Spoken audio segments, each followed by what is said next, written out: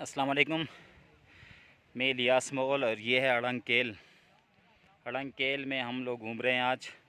और हल्की फुल्की बारिश, अड़ंग केल के पहाड़, नीचे सब्ज़ा खूबसूरत दरख्त, बहती आबशारें और इस तरफ ये अड़ंग केल की आबादी और बड़ी तादाद में यहाँ पर आज मौजूद टूरिस्ट ये हर तरफ आपको नज़र आ रहे हैं, घूम रहे हैं, फिर रहे हैं। यहाँ पर फैमिलीज़ एक बड़ी तादाद में यहाँ पर आई हुई हैं।